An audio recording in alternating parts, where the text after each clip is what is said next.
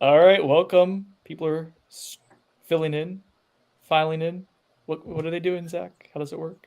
They're tuning in. No, they're already tuned in, but like when you're like entering, you're streaming in. Sure. I think all the words you used there were. Well, welcome, Seminoles Zach 95. Appreciate it. Wrong account, my bad. That's your burner. You already started the conversation. All right, I'm gonna give it like a minute or two, let some people trickle in as this hits the socials, and then we'll get going on the ribbon, putting the ribbon on the transfer portal. Sure, that's been tweeted out. Are we though? I mean, for now, ellipses. This window. Yes. We're closing one window. Unless they get Jaheim Singletary. What's your confidence meter at? Don't do that. Okay, that's been tweeted. It's been Facebooked. All right, cool. Let's get going. Hello, everyone. What up, B-Rad? South Mississippi. In the house. Who's doing that? Who's adding it? It wasn't me.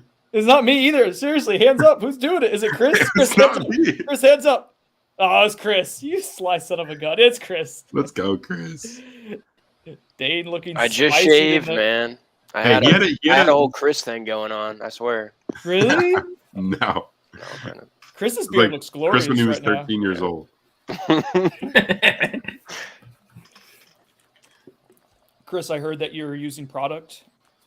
Beard product. I am. Let's go. Yeah, he's been bragging about his beard. I've always used product. I've just leaned into the one I'm using now, and I actually like it quite a bit. Ooh, what is it? What kind of? Well, when you're done taking the sip, what kind of product are you using? It's Amish. I forget the second word in the title. I'm using both the drip oil that they have as well as the essential cream. I love it. The cream. Depending on when I'm using it, what I'm using it for. Like if I want cold, I'm using a cream. If I just want straight, I'm using the oil. He's taming it. Just to like do only like 3 dabs of the oil. You don't want to drown it. You don't want to get it too moist. Dad, Brendan, coming in, Chris. All right. Be prepared. Let's get going. We're going to start recording this for the podcast audience and talk a little bit of Portal because FSU is really good at it. And if they contend for national championship this year, it'll be because of the transfer portal. 3, 2, 1. Welcome to On the Bench. I am your host for this episode, Brendan Sinone, joined by Zach Blostein. Hello, Zach. What's up? It's been so long since I've seen you. Dane Draper, college student, looking dandy and dapper. Hello. Appreciate it, Brennan. Hello. You're welcome. Christopher, newly using beard product consistently now. The same beard product, and it looks great. The podcast audience doesn't know that we already talked about this, Chris. Oh, okay, you're not playing. I'm using beard product. Sorry. Okay. Sorry, didn't realize that. Sorry, my bad. No, that's probably my fault. That's definitely. I'm just for the people that are here now. That's all I care about. These people. That's who matters to me. Okay, so this episode of OTB is going to be transfer portal specific. It'll probably be the last time we talk about the transfer portal for a couple months, bearing any entries or maybe some late additions, but FSU semester is well underway. This is pretty late in the semester to be adding someone. So this seems to be it for FSU right now. The transfer window is closed last Wednesday. And as it closed, FSU finished with the number 2 ranked transfer portal class with a total score of 73.24 points, easy for me to say, behind only LSU at 78.13 points. However, LSU had 11 commits, FSU 9. FSU's average transfer grade per player is 91.4. That's third nationally. Only Georgia and Alabama, good company there, have higher scores, but they took a total of 4 guys. So the combination of quantity and quality, really good for FSU. So what we're going to do here as a collective foursome, a quartet here, Kid Show, will be a ranking of the transfer players that we think will be the most impactful to FSU's 2023 campaign. Impactful, I don't know, guys, could be defined in a magnitude of ways, right? But we're going to rank it from 9 to number 1. And we did this last year. The spring eval for us. What? Am I talking too much? Chris is like showing his list. That's my list from last year. Oh, from last year. I'll go over it real quick. Go over it. You want to know what's funny is, and I switched it up a little bit in show. But second to last for me, I think he actually ended up being third to last for me, was Greedy Vance, who ended up obviously playing a lot. Bless Harris was down the list. Trey Benson, because at that point was uncertainty, was seventh. Verse was one. Caden Lyles, because of the need for push at safety, the hope for him being the starting safety before Maurice took a jump, was way up on my list. Center is Winston snapping Wright, important who's to banged you? up. Yeah, so it's funny. Like, there's a few that I feel like I hit on, like Deuce Spann being last is pretty fair because he's a developmental type. But then there's others, I hit on Verse being one. He was obviously really good. But like Benson at 7, his value is so much greater than that. This is interesting. We should go back. We had to find the podcast from last year because I'm sure there were some dandies all across the board that we wish we could have some mulligans on. I ended up putting together a list at the start of, or before the season started, the end of camp basically. And I think Benson, Zach, you looked at earlier today. Was Benson was he first or he was in the top 2? He was number 1. He was number 1. Yeah. So we will learn a lot in the spring, is what I'm trying to say, and then through camp as well. And all these new transfer additions are going to make for a very fun spring. Before we get into the ranking aspect of this, and please feel free to play along at home as we go into the order here. When we get to 9, feel free to put who your 9th most impactful transfer is, and we'll keep score and tally here for ours at home. But anyways, guys, the use of the transfer portal is something that Mike Norvell has leaned on pretty heavily. Chris, I'll start with you. I know this wasn't something that he initially wanted to lean on heavily year in, year out, but it seemed like that strategy has changed a little bit. Any theories as to why? Because they're really good at it. I mean, that's the honest truth. There's a few reasons, though. Guys who transfer are fully invested because unless you're a grad transfer, you can't transfer again. There's also a matter of usually you're transferring for a business decision. There's a little bit more maturity to it. You've been developed in a college program. You have that strength and conditioning and nutrition. You also just know how it is at that next level. When you're recruited out of high school, it's kind of, it's bells and whistles and everything that makes you smile. When you're doing a transfer process, it's much more about where am I going to go to be developed, to become a better player, to do what I want to do, to advance the next level.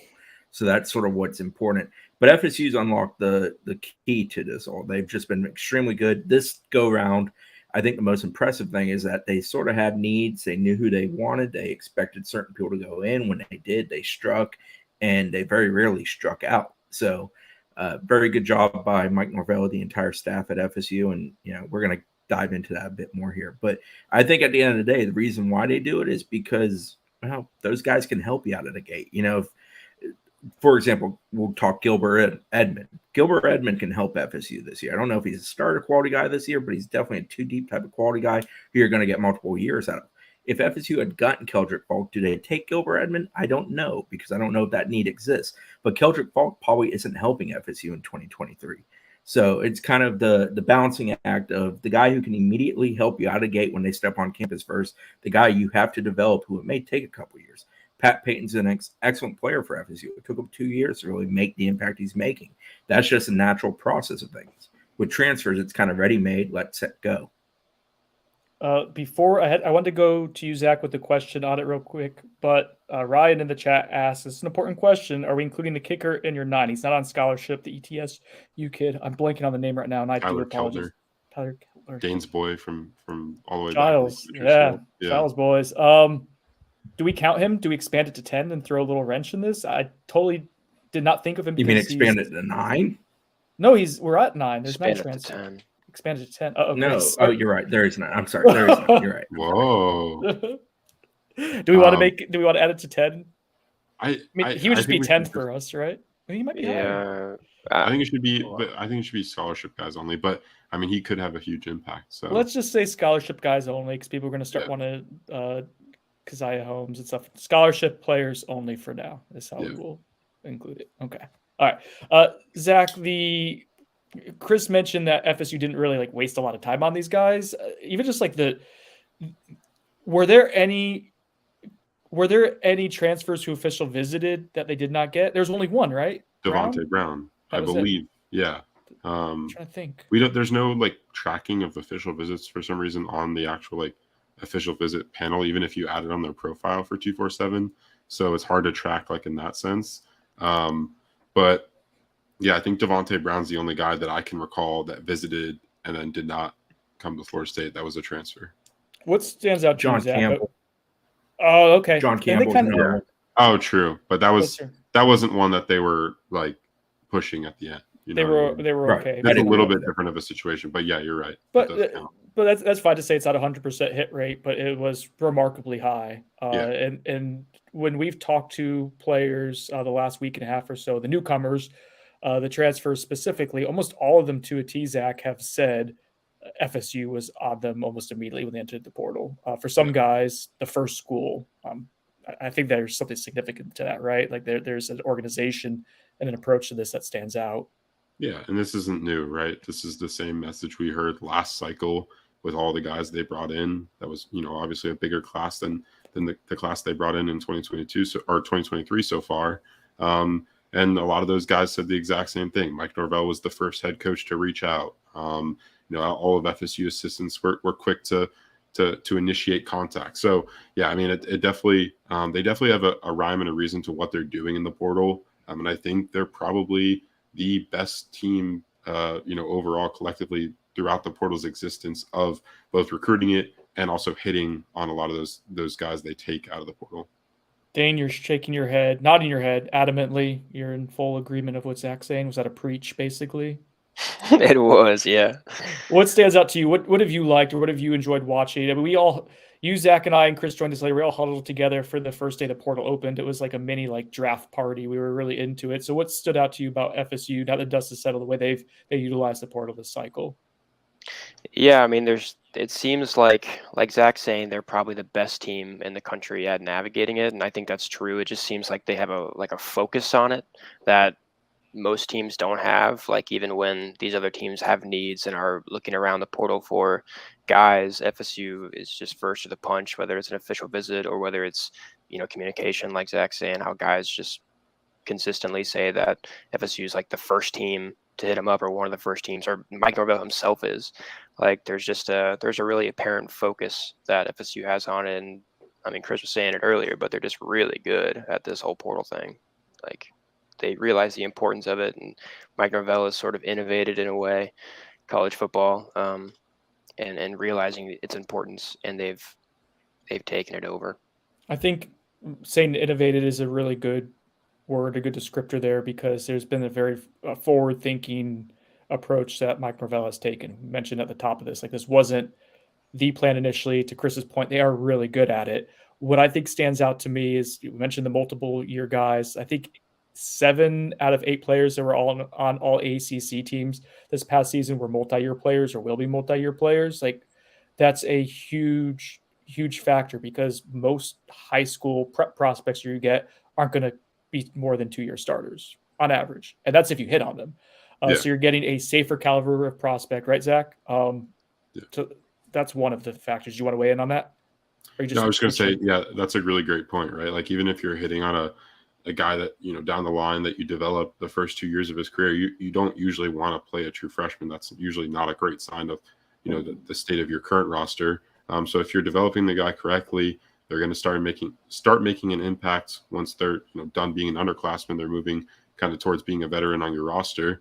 And then, you get them for a few years. And, if it doesn't work out, if the high school development doesn't work out, what do? They transfer. So, I definitely agree with your point. And just that, there's a lot of variety between, high school and portal recruiting. But, I think that's an important point to make, in that, some people will argue, there's no, sustainability with just portal recruiting. Well, I would argue that there's a lot of risk when you take high school prospects, right? And I think that's one of the biggest risks you take, is that you're banking on your ability to develop the kid that you're bringing in as a 17 or 18-year-old kid, whereas in the portal, they're 20, 21, 22 years old, and you pretty much already know what they're going to be like at the college level, which is just such an important scouting tool. Or even when you don't, FSU has proven to be a really good team in evaluating the guys in the portal. Yeah, like a Trey Benson or even like a Greedy Vance, who we undervalued last cycle, like Chris was saying. All these guys that, like, it was a couple of years ago, I remember, I mean, I'm just like a listener to what y'all are saying on this podcast and stuff, but the idea was that generally it was like a 50% hit rate on guys taken out of the portal. And I don't even know what it would be taking guys out of high school. There's so much variable there because with all the different ratings and whatnot, and how easy it is to get certain guys. But it's with FSU that hit rate has so far exceeded 50%, and it seems like now that they've proven themselves as, I mean, now they're performing better on the field, and it's easier for them to get a higher floor of prospect. But even if they hadn't, or even if they weren't able to get all these high level transfers, you can almost trust that only them kind of would be getting these guys that will eventually hit. We've talked about it before on the podcast, but it's interesting to me that when the portal stuff started, it was a necessity for FSU. So I think they had an ability to learn it ahead of the curve compared to most because they had to. They basically had to fill a roster at 85 and be capable of fielding a team a couple of years ago. So that allowed them kind of dive into it. But I think along the way, they kind of learned how to do it. The other thing is, I remember when it first started, I'm like, they're all going to be mercenaries. I'm not sure it's really good for culture. It's been really weird here. Some of the guys have come in, have been key pieces to why the culture has developed so well here. Dylan Gibbons. Yes. Jermaine Johnson. Jordan Travis is a transfer, but I'm not going to include that in that because he grew up a Seminole and all the ties to and all that. But Dylan Gibbons, yes. Jared Verse, Jermaine Johnson, Keir Thomas, all crucial pieces along the way. Trey Benson's another current one. Fabian There's Lovett. very few guys that have come in that haven't been good at the culture or buying in or being a part of it. And it's weird because you just don't expect that. There's something about high school recruiting where a lot of it's done over months, if not years, where there's sort of a built-up relationship that you expect there to be a buy into the program. Portal recruiting, for the most part, is done over days and sometimes only a few weeks and very rarely more than a month. So you don't expect to be as much investment, but for whatever reason, that has worked here. And they've done an excellent job when they get the guys through the door officially on campus of allowing them to feel like they are part of the team. Of it's not your rental or you're just joining it because we have to have you. They don't treat them like mercenaries. And I think that's why they are so bought into what the team is and everything that's going on. And there's already guys in this group that we're going to talk about today where you can see that from them. I think Casey Roddick's a guy who is extremely impressive, and I have a feeling that he's going to kind of carry that torch in the O-line room of being a veteran, a guy who has seen a lot, done a lot, and can help some of those young guys along the way. You know, I think Jaheim Bell is a guy who's invested in being here because he wanted to be here the first time. It just didn't work out. So I think that's something that you can look at. But, you know, it's an impressive thing where if we take what we thought when this all really got going 2-3 years ago versus what we now know because we've experienced it and lived it, it's pretty impressive how much it's worked for FSU. It hasn't worked for everybody. There's programs where the locker rooms aren't great because, well, it's just a segmented team. That doesn't exist at FSU, and that's pretty impressive. And that's a credit to both the guys they're taking and the people running the program and the guys that were already in the program anyways, because they're all working together, and they view it as one. They do view it as a family, and for whatever reason, it has worked very well here. There's obviously some downfalls with the portal. Like we're talking about how great it's been for FSU. Like just generally there are, and chemistry is one of the downfall of the mercenary aspect, but FSU seemed to curb that and kind of found the secret sauce there. So that's one of them too, is you don't have them as long a period of time. But again, when you're able to get guys for multiple years, again, that curves that a little bit.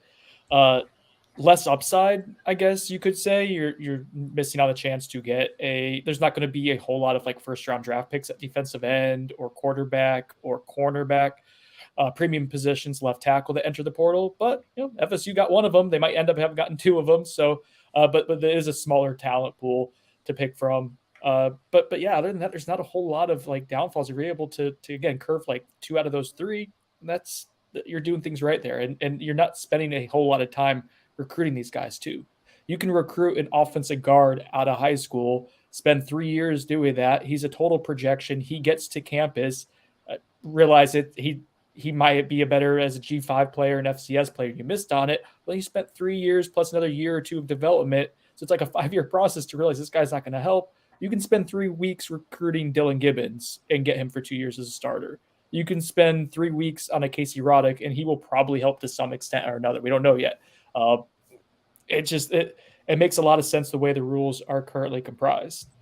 Tim in the chat asked, do you think because of the transfer success, has FSU become a destination for transfers? Absolutely. Yes.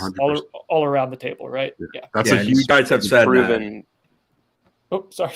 That was bad on my part. Zach, go ahead.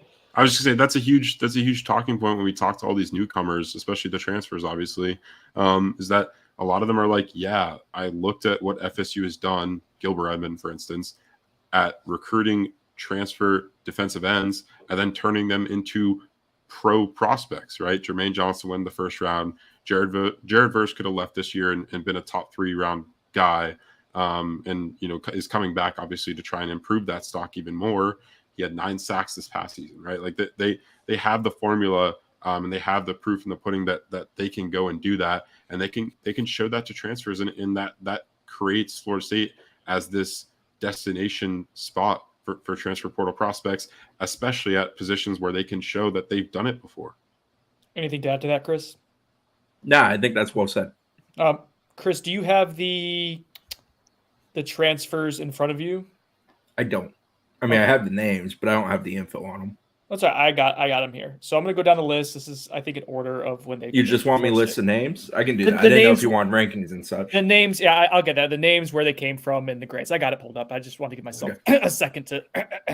I was told I was being a chatty Cathy by someone just now, so I'm trying to move things along here. All right, so the 9 guys that we're going to rank right now. Sorry, I know kickers are people too, but not in this exact exercise. Next time. Sorry, Bob, if you're listening.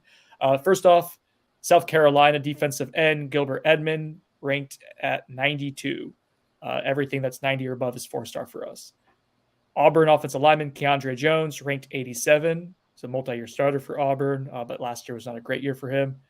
Ranked 95 overall, making him 4th, I believe, overall in the transfer portal right now. Fentrell Deuce Cypress from Virginia, ranked 93 overall, one of my favorite prospects in the portal this entire cycle. Defensive tackle Braden Fisk, Western Michigan, another guy who I'm really high on from this cycle.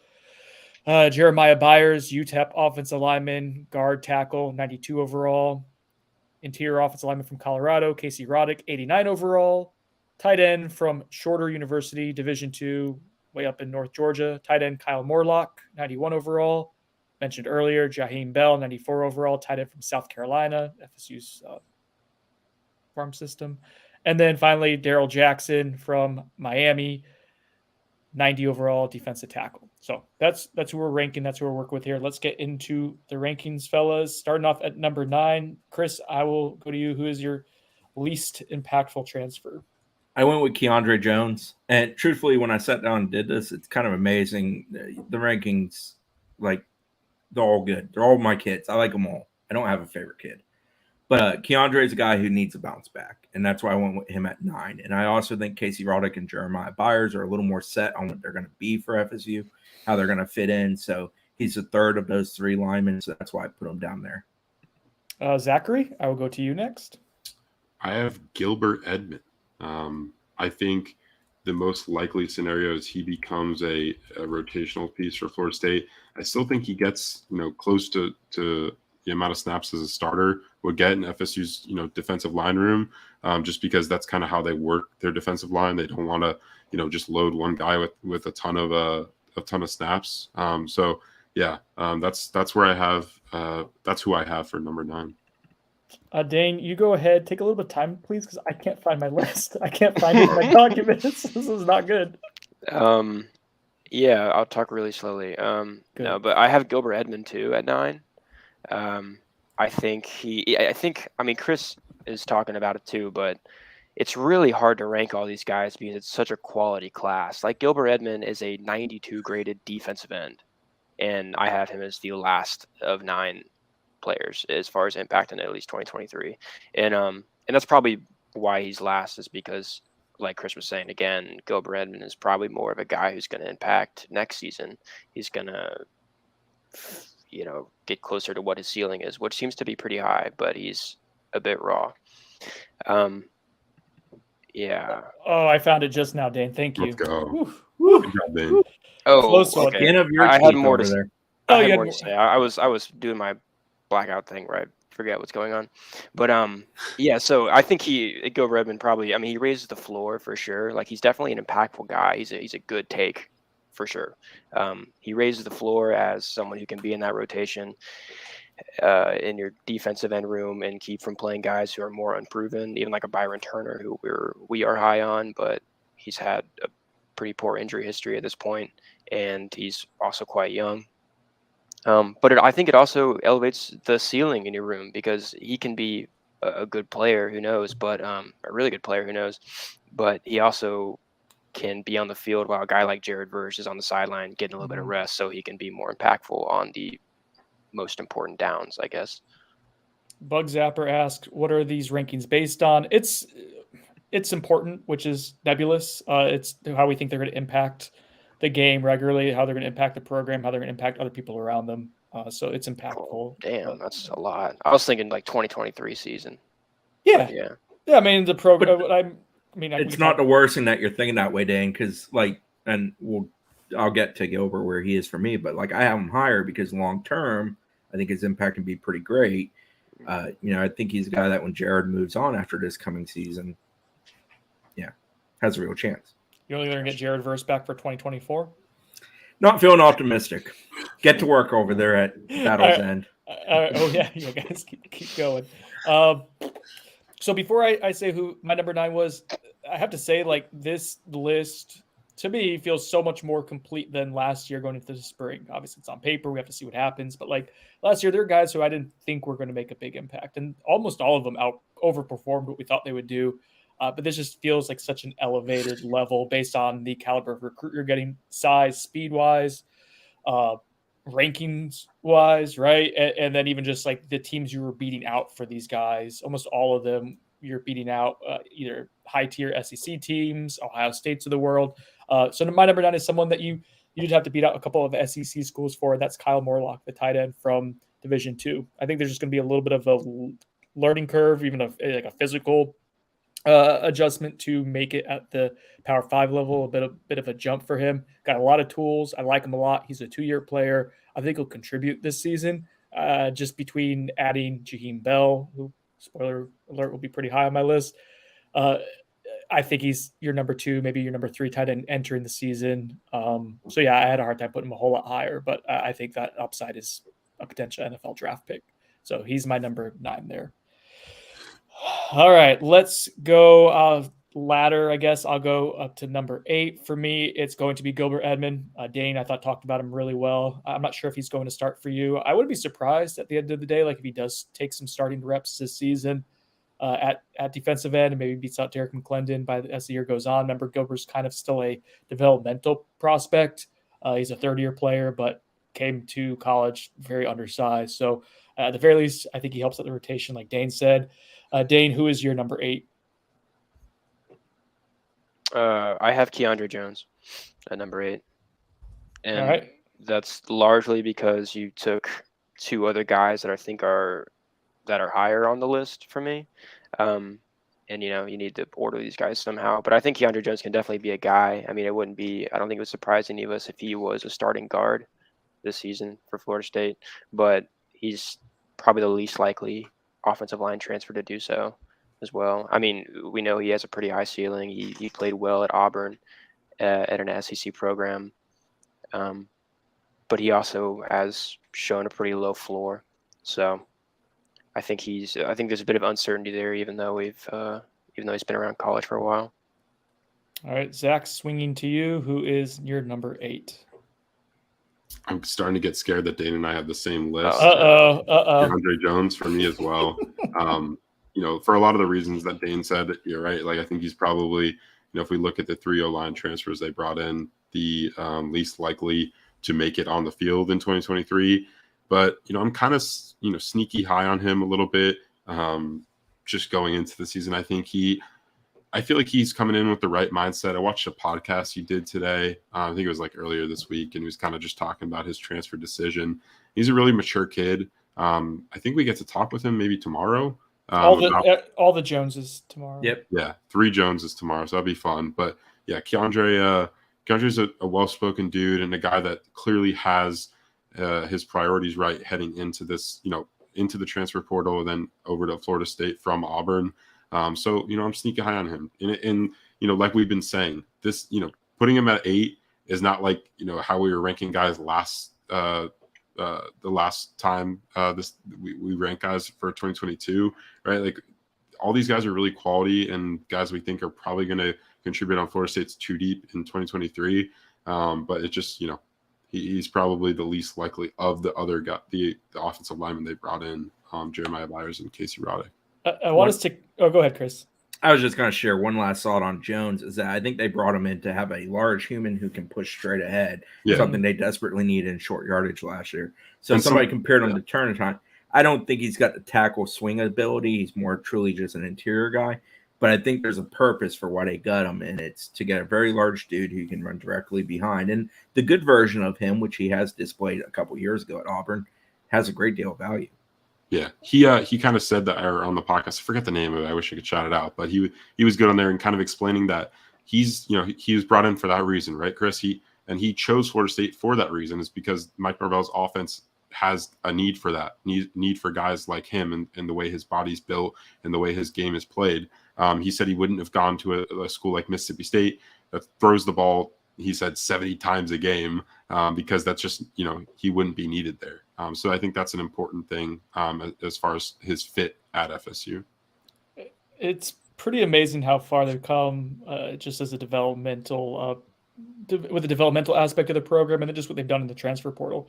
Keandre Jones is 9th or 8th for you guys, and he's a 2.5-year starter in the SEC with some really good moments too. Last year, documented, was not a good year for him. That's probably why you're able to attain him.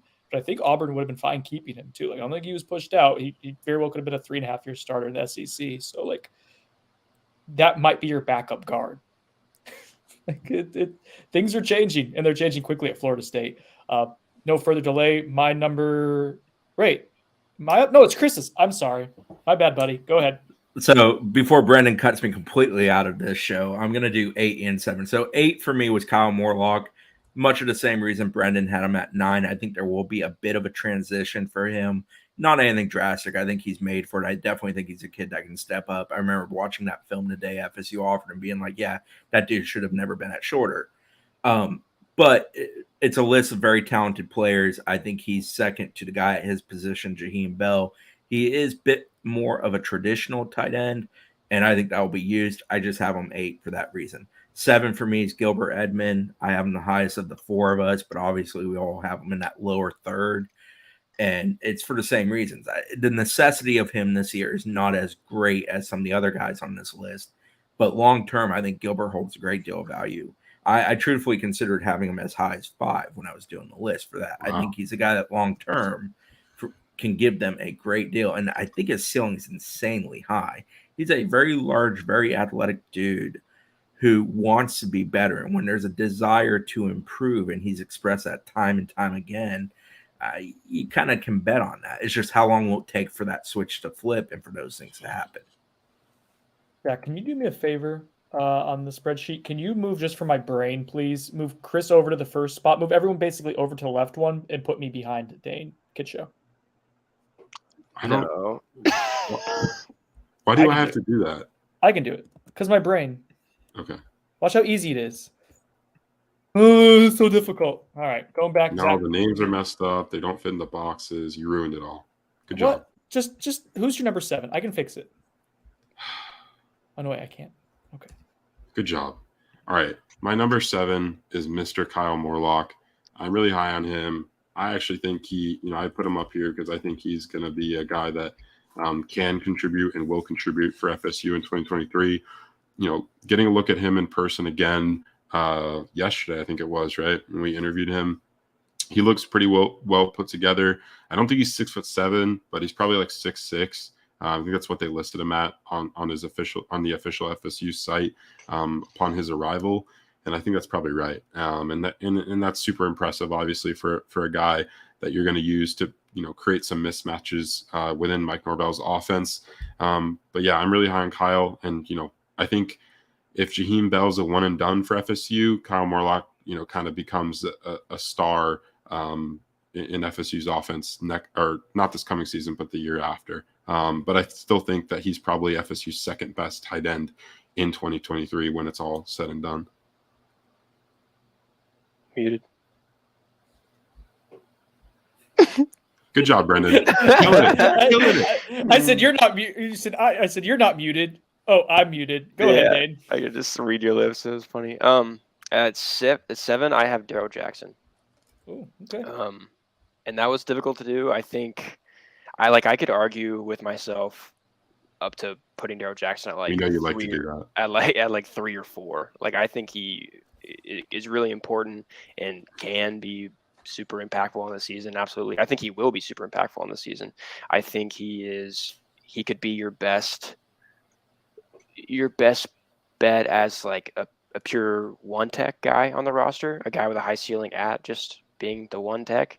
And he also allows Fabian Lovett to be a 3 tech, which might allow him to be more impactful on, I guess, standard downs, which is a really big deal. Like, it wouldn't shock me if Fabian Lovett was at the start of the year, starting depth chart, if Daryl Jackson was starting and Fabian Lovett was the other guy ahead of a guy like Braden Fisk, because the staff might just prefer Fabian Lovett at 3. But yeah, he's at 7 for me. Yeah, I think with a guy like Braden Fisk, it kind of somewhat mitigates the value of Daryl Jackson. But I want to know why Zach went grandmama on us, the old Larry Johnson. You're probably not old enough to know what I'm talking about, Zach, but you threw up the grandmama finger wag. Yeah, we're not keeping Braden Fisk off the field. What are we doing here? Oh that has become a talking point that has been interesting.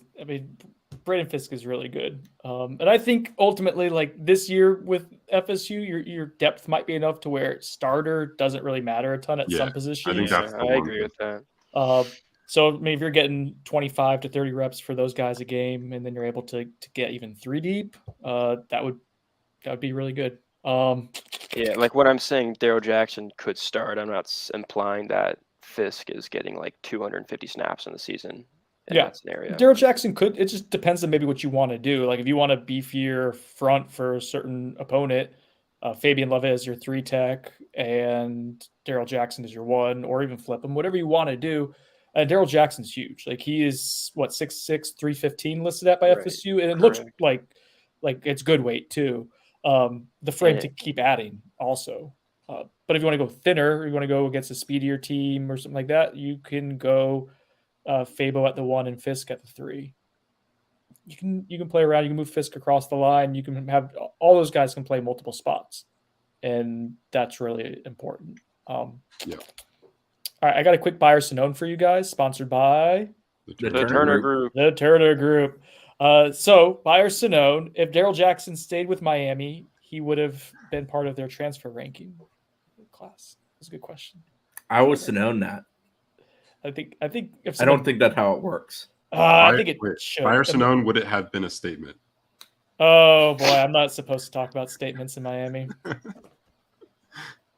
From Miami, you know what? That actually would have been a statement for them if they were able to get a kid to decommit after he'd already gone to campus. But it was really a statement that they beat Miami out for the kid like twice. I didn't realize you were such a Cristobal fan. I don't get it. All right, back on track. Thank you, adult in the room. My number 7 is Keandre Jones. And to me, really, that was the first tier. That was like those 3 guys I thought were all kind of in their own grouping. Now I have a grouping of 3 others that I think are somewhat interchangeable. And my number 6 is Daryl Jackson. Largely for the same reason State had him, but I do think Daryl Jackson has starting potential there and maybe has a higher chance of starting this season than the other guys. Dane, who's your number 6? Oh, hold on, I gotta check, Brendan. Okay. Okay. Hey, hot take here. This is the first one. I got Jaheim Bell at 6. What? Whoa, dude! Dane, explain yourself. Dane, we might have to kick you out. We may have. No. I like this. He's mixing it up. We needed a new bird for this episode. He's pulling it. I hyped up Jaheim Bell an insane amount when we did the offense preview. So I said he was like could look like AJ Brown on certain cornerbacks in the ACC. So, but yeah, I think in terms of like, I think when comparing them to the rest of these guys on the list, he is the least important for your success in the season. I think he is. I want to say he's the most replaceable, which is hard to say because he's a guy who's a caliber of athlete that you're just not really going to find anywhere else. So it's hard to say he's replaceable, and he's also so versatile in what he can do. But in each place, you can picture him playing I feel like it'd be okay if he wasn't there as much as the guys ahead of him. I think the reasons you're explaining for him to be less Wait. valuable are the reasons why he is valuable. So you're saying you'd rather if you played traditional tight end, you'd rather have Marcus and Douglas ahead of him? No, I'd rather have Kyle Morlock. Interesting. Okay, there's an argument for that. The head coach is creative.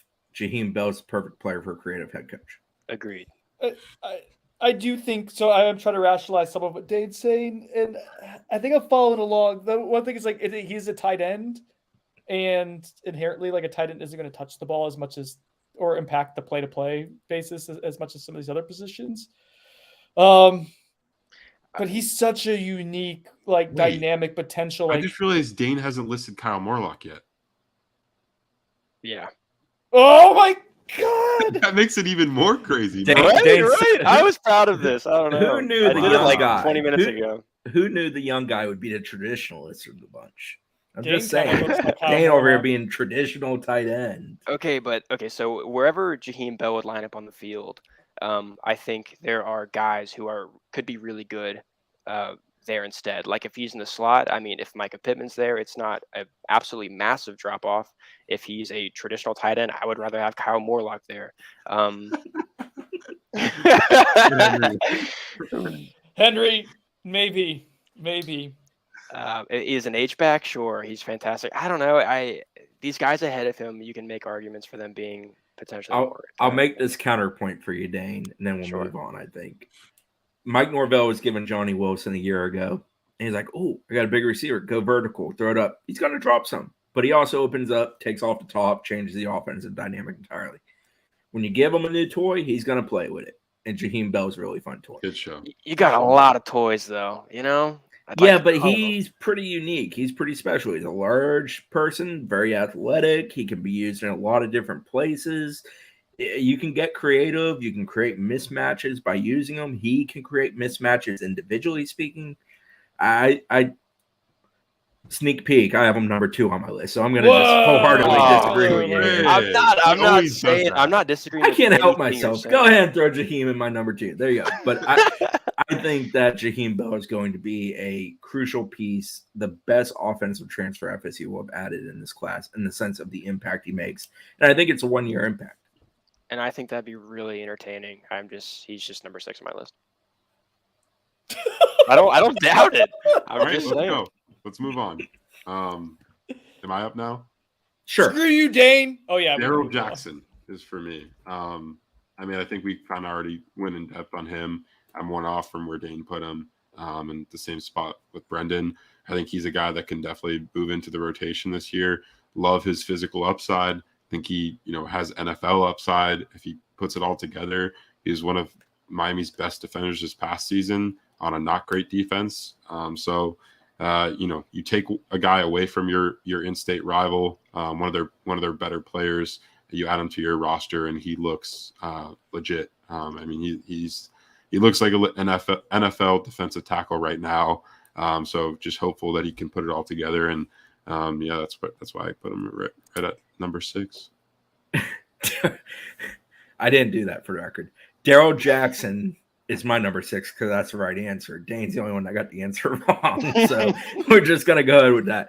The one thing I'll add is they're going to use a multitude of defensive tackles. They're going to throw out different looks. They're going to keep guys fresh. They're going to run through that rotation.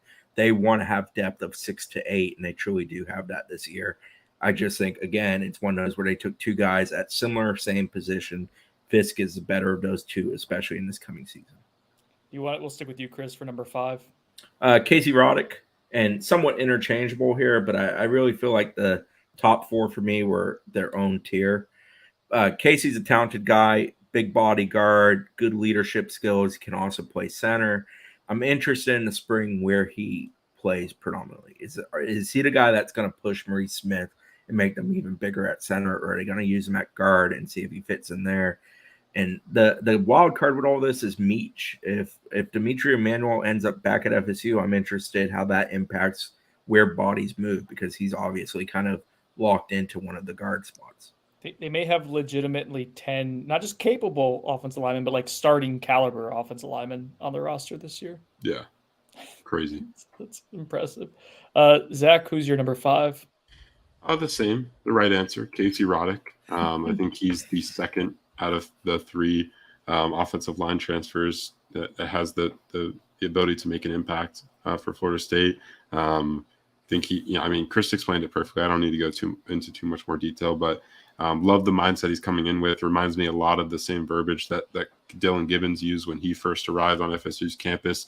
Wants to come in, leave FSU better than the way he found it on the way in, and it's in a lot better spot than when Dylan got here. So, love the outlook on that. But yeah, well-spoken dude, and loved hearing him in his newcomer interview, and excited for what he can do this season.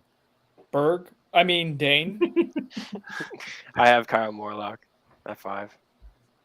Oh, he's so sad now, guys. What did we do to him? No. Okay, so I have Kyle Morlock at 5. I think you have had this massive gap at. Oh my God, Brendan. You've had this massive gap at a traditional tight end role since the entirety of Norvell's tenure at Florida State, and I think Kyle Morlock fills that greater than a guy like Jaheim Bell as an every down traditional tight end, and he is a caliber of athlete at that that you don't have outside of him. Jaheim Bell, exceptionally versatile. But that is more so in the passing game, and in the running game, he can make a big impact too. But that would be more as an inline or like a slot run blocking, or even he could be a good goal line back. I don't know. He's exceptionally versatile. But Kyle Morlock could be super impactful as an every down legit tight end, and I wouldn't be surprised. Hot take again, I guess, if Kyle Morlock had more snaps at the end of the year than Jaheim Bell, if both of them are healthy. Okay, I will go with we're at number 5, correct? Write it down, Chris. You got it. I will go with the correct answer as well. It's Casey Roddick. Dylan Gibbons 2.0. All right, so we are through 5 so far. Let us know in the comment section how we're doing, who's leading right now, who's in last place. Dang. And then we can kind of keep moving on. All right, so my number 4 on the list, this is the last part of the second tier for me. Again, these guys could have been grouped together, 4, 5, and 6 to me. Could have been kind of interchangeable. But I went with Braden Fisk. I don't think he's a ton over Daryl Jackson, but I think there's a more proven commodity here. Even though Daryl Jackson has Power 5 experience, I just think Braden Fisk, with his overall experience as a player and what he's done when he's played against Power 5 teams, is so impressive. His film is really good. His metrics are good. His just raw stats are good. Everything that you want. His measurables are good. To steal Chris Neism, he checks every box. And I love the way he approaches the game. He's super blue collar, self-made, 2-star, who is offensive line prospect who was 6'4", 240 pounds in high school, has blossomed to be 6'5", 300 pounds. There's this versatility that we've alluded to, where you can probably play him at 3-tech, you can play him at a 1-tech in pass rushing situations. You can move him outside in a 3-man front as well if you want to toy around with that. There is a ton to like there. The variables are, how does he do jumping up to the group of 5 on a full-time basis? I think seeing how he did against Michigan State last year, Pittsburgh 2 years ago, you feel like he's going to more than hold his own. And then number 2, how's the shoulder? How's that injury? Will that kind of prohibit him somewhat in the spring? But ultimately, I think there's a lot of value to knowing what you're getting, and I think you have a pretty good idea of what you're getting in Braden Fisk. So he's my number 4, and I feel really good about him being an impactful player this year. Dane, who do you have at 4? I have Casey Roddick. All right. So Casey Roddick is off the board. You're projecting that he starts then at that point, Dan, I would imagine, right? I do, and I think he is. I mean, you said At what before, position? but Yeah, what position? that adds to his value, because it could be at center or it could be at guard. I think he probably he probably starts at guard, I guess, if you want to make the most likely projection. That's what I would think right now, but that could look totally unlikely by the end of the spring. Who knows? I'm just really happy for Brendan that when we did a draft this year, he might be able to draft 5 centers and actually still field an O-line. Snapping. That's could be a talking point, Chris. So much positional versatility. But yeah, he's an older guy. He has proven as a good college football player at this level. He was a good offensive lineman at Colorado and a team captain. That is a value that will replace Dylan Gibbons. And Dylan Gibbons was a super impactful guy for Florida State. So yeah, I think he deserves to be at that 4 spot. AB in the chat, what's your top legacy 9 through 4 right now? I don't know how to say that order wise, but would you have so far? AB is weighing in, giving us all a hard time. Let's see, Zach, who do you have it for? Braden Fisk. What a copycat! Hey, I created this list way before you. This is my idea. No, I think, yeah, I mean, you kind of outlined it well. He's a guy that just has a ton of versatility along a defensive line. Love just what he did, especially this past season at Western Michigan. Hoping he can recover quickly from that shoulder injury and then, move into conditioning, maybe be available for spring ball. I don't know yet, but that would be awesome as we hopefully get a look at him, kind of see what kind of impact he can make on FSU in 2023. I expect it to be a big impact. Christopher, if you want to go number 4 and then number 3? 4 for me is also Fisk. And truthfully, I felt like 3, 4 were completely interchangeable. 3 for me was Jeremiah Byers. Yeah, he's got the potential to start at tackle. The value of that is immense. And FSU has options there, but throw no one in there. He's also got positional versatility, ability to play guard and tackle. Whether he's a starter, you're 6-man up, whatever he is, he's a guy that you can just rely on. You can play. I absolutely love Jeremiah Byers' athleticism. He was a very high-level player at UTEP. I think that he's going to transition very well and very easily. And, yeah, I bet on him. I love tackles. I think everybody does. There's only so many of them under the sun. Yeah. Byers is a guy that probably could have the most value of anybody for FSU on this entire list, which is nuts to me because the guy who I have at 1, which obviously kind of known at this point, is extremely important going into the year. But, like, overall value, what they can be at the end of the day, Byers can be the best of the bunch. And then your number 2, documented at this point. Yeah, we know who number 1 is too. But of course, Chris had to jump ahead. Number 1 as well. That's all right. It's all Dane's fault. It's Dane's fault. I mean, the Jaheim Bell slander, I just couldn't stand for it. You do know he was good in the SEC, right? Yeah, it's a compliment to the class, Chris. All right, next man up. Zach, you're number 3, please. Putting him where he deserves to be, Jaheim Bell. I think I'm kind of using Dane's reasoning here, but not to put him at number 6, to put him at number 3. I don't think tight ends like at this massively important position for Florida State for them to have success on offense, right? I think that's kind of we saw that this past season they didn't have a ton of really stud tight ends in their room. They kind of detracted from their offense at times, and they still found a way to put up tons of points and just absolutely manhandle teams offensively. So I love the addition. I think he fills a need for Florida State. If you look at one position on the offense, I think tight end's definitely the weakness this past season. So I'm excited for what he can add, and not just obviously at tight end. He can do a lot of things, and I'm so excited for what Mike Norvell has planned for Jaheim Bell in 2023. All right, number 3 for you, Dane. Do you have the kicker up there? What's going on? I have Braden Fisk. Okay. I like it. He's really, really good, and he fills a position of need. You saw what FSU's defense looked like when they didn't have an impactful guy in the interior, and he can definitely be that. He has a lot of pass rushing chops. He moves well in space. He's a big body. He can do a lot of things well, and he's a really, really good player. I think he deserves to be at 3. Right. Well ahead of a guy like Jaheim. But yeah, he's at 3. I like that this happens all the time on our message board and podcasts as we get entrenched in the stance, and really Dane likes Jaheim Bell. And I love Jaheim. And we're going to turn it into you not liking him, and I'm here for it. Welcome to the party. Let's go. Yeah, it's like a baptism.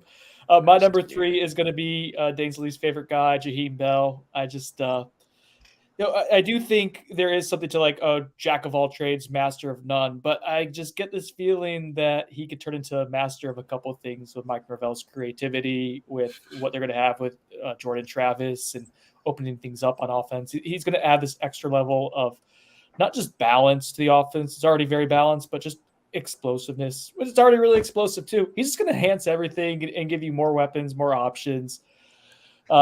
There's no downside to taking him, and the upside, the positional versatility, the mismatches you can create is just so vast, so enormous.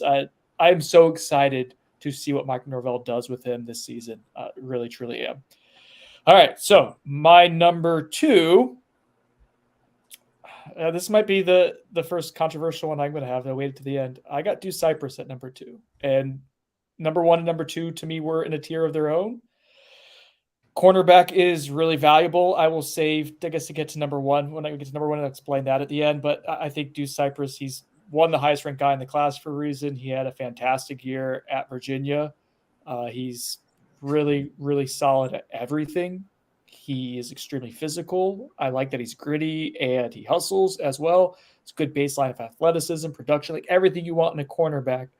This to me is a testament to what I think of what number 1 could be on the list. But Deuce Cypress changes up your secondary, that he's going to allow you to move pieces around at cornerback probably. I don't know if he's going to be a shutdown corner, but he will be a true number 1 for you with the potential to be a shutdown guy at times this season. And he's going to allow Adam Fuller to be very creative in how he uses other pieces in the secondary, what he can do in coverage. He's an excellent take for FSU. You beat out LSU, you beat out Ohio State, some other big-time programs as well. And for good reason. You had to beat out a lot of teams. FSU did a great job recruiting him. And there's a reason why he's ranked so high. He's extremely good. Dane's got Tyler Keltner at number 1. That makes sense. Dane, who do you have at number 2? It's not Tyler Keltner, although Tyler Keltner could definitely be very impactful for them this season. He's a very likable guy too, good dude. Fans should like Tyler Keltner, but I have Deuce Cypress as well. Yes, let's go. And Dane's a genius, guys. I take back everything after Jaheim Bell slander. It was definitely between him and the remaining fella left on the board. Whether he was going to be 1 or 2. I think, like you said, Brennan, I think they're probably in a tier of their own, just in terms of importance, like above replacement within the transfer class.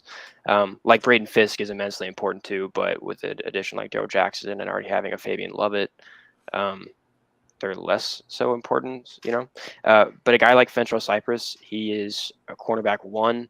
He, like Florida State last season, they didn't, outside of Renardo Green, you didn't love your options at cornerback, kind of whether it was in the nickel or the outside corner spot opposite of Renardo Green.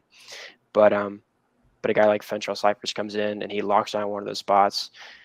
You probably see Renardo Green stick a corner and at the opposite of Cypress, and that kind of fills out a defense that could be a really, really good defense. I was going to say in the conference, but even like in all of the country, it could be a seriously good defense. It's just talent across the board, and I think he really completes that. Okay, so based on Chris's reaction, we know who his number 1 is, and he's looking at us skeptically. But let's see where Zach is first before we get into the 1 versus 2 debate. Well, this is for Chris, 1 versus 3, clearly. Zach, who's your number 2? What are we doing here? It's Jeremiah Byers.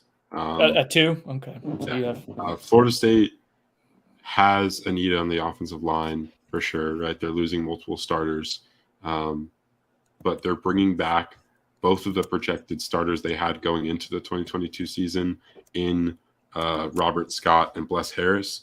I'm not saying you can't upgrade, but you have those 2 guys. You have Darius Washington. I saw Dane's little sly look. Okay. I didn't know I thought you were getting mad at me for updating the list. I was. No, yeah, I thought Zach Darius Washington. That was good. Chris is like muted, by the way. I don't know if he realizes it. But he's been muted for the last 3 minutes. His look's been saying it all. Laughing. Darius Washington is a swing tackle for Florida State that had a ton of, just usage at that right tackle spot, right? And he was extremely helpful. So, and you got freshmen like Julian Armella, who obviously only played in 4 games and redshirted this past season, and Jalen Early, who we all think has pretty high upside. So that's why if I'm arguing between the top two spots. That's why I put Jeremiah Byers at the second spot, because Fentrell Cypress is just far more important to Florida State's success in 2023. Easy for you to say. So Zach is going to have Deuce Cypress at number 1. Chris figured out long ago Fentrell Cypress is number 1. You seem, I don't want to say perturbed, offended maybe by Dan and I not having Deuce at number 1. No, I'm cool with Byers being 1, even though I had him 3. And truthfully, I felt like Byers, as I said, Byers can be the best of the bunch. So like I wholeheartedly get him being 1. Like at the end of the day, he's the guy who might be the most impactful long-term player in this group. And I'm talking beyond FSU. But Cypress was super important. FSU needed to solidify their secondary. They needed to get a number 1 corner. They needed to get a guy who has played in this league at a high level on a mediocre team that actually had a pretty good defense, but pretty bad team overall. And he went and did it. And I had him all ACC. So, like, I can't say I think he's an all ACC player and not have him 1. That would be nuts for me. That would be talking out both sides of my mouth. I'm not going to do that. But I think Cypress solidifies them. It also allows them to have options at safety because they know what they have as a number 1 corner. If they keep Renardo at number 2 corner, they feel confident in that based on what he did last year. It allows a guy like Jerrion Jones to potentially have positional flexibility. And that's a good thing for FSU as they do figure out the one piece that they don't quite know quite yet. I'm not perturbed by Byers being 1. The only thing that perturbed me here was our boy Dane with Jaheim at 6. Like that's the only thing that really got me a little hot under the collar. What was Florida State's biggest weakness, regardless of of the entire roster, right? What position was Florida State the weakest at in 2022? Tight end. Yeah. So why don't you have Jaheim Bell higher then, or Kyle Morlock? Kyle Morlock at 5. I have Kyle Morlock at 5. You guys, he's a traditionalist. 8, 7. We have Jaheim Bell, the better player, at number 3 and 2. The better, and you're an 11 personnel, Zach. You want Jaheim Bell there instead of Kyle Morlock. I'm saying I would rather have Kyle Morlock. Kyle Morlock is coming from a D2 program. Jaheim Bell balled out in the SEC. It's not a more lock. He was a running back the last half of the year, Zach. Because that's what South Carolina did. That's on them for misusing him. You think Mike Norvell is going to do that? No way. It's more on them for getting too many guys hurt, and it's more on Jaheim Bell for being so athletic that he could be a good running, or he could be a serviceable running back. That's more of why that was happening. But Kyle Morlock is 6'6", 250, and man, he moves like damn Olympic figure skater out there. I want Kyle Morlock on my team. Dane's just saying next to kind of looks like Kyle Morlock. Chris, what were you going to say?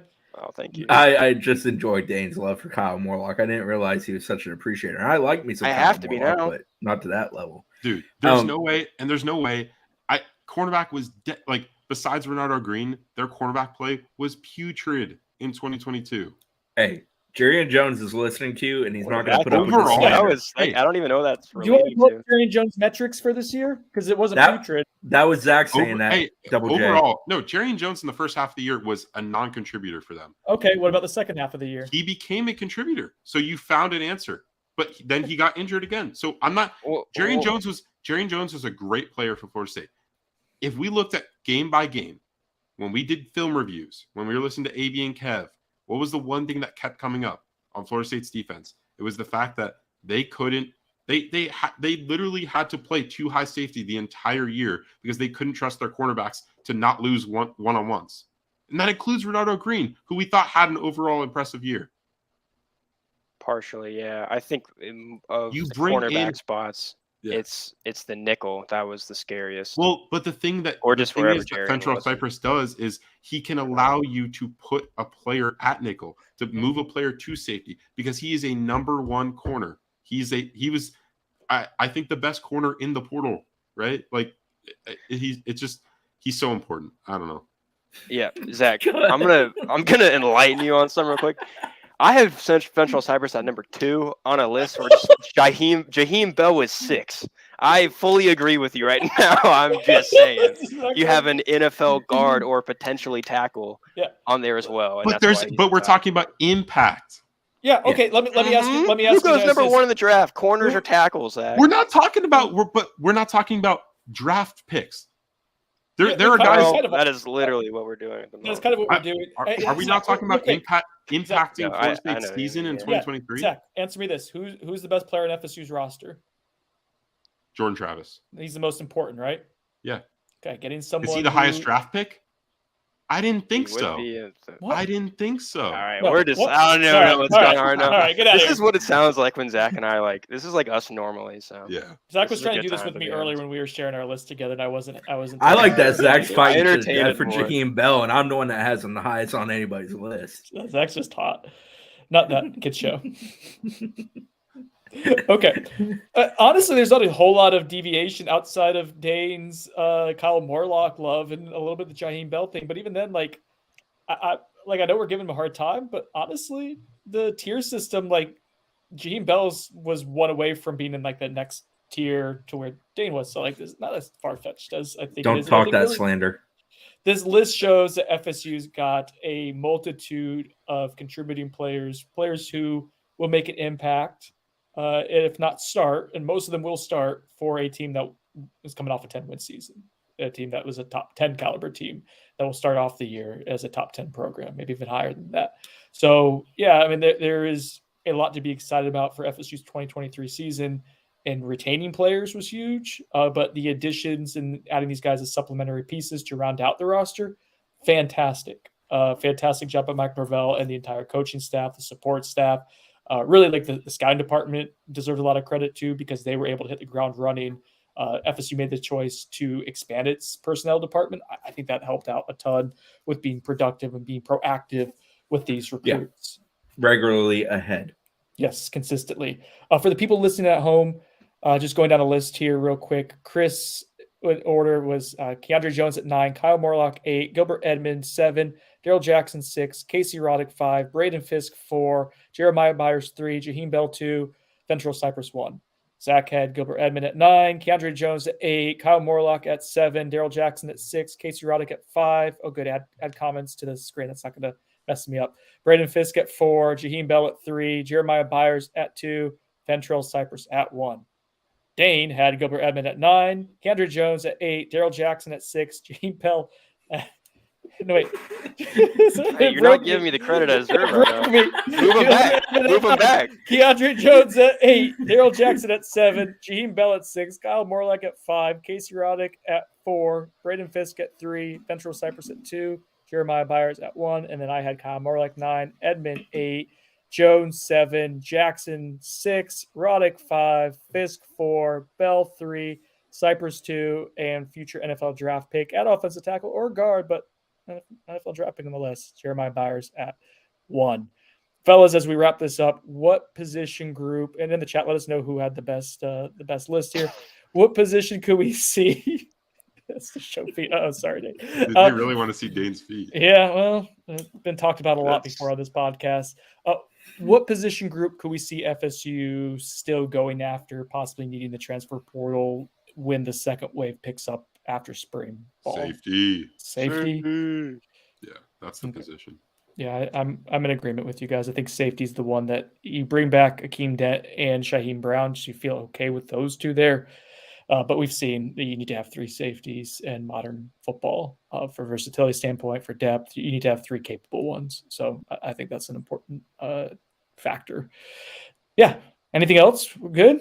Linebacker is another one to note. A possible young guy at that position. I don't think that's going to be a huge priority, but it's something that FSU was at least looking into at the end of the portal window during the month of December and January. So another position besides safety to maybe monitor for when things open back up again in the month of May.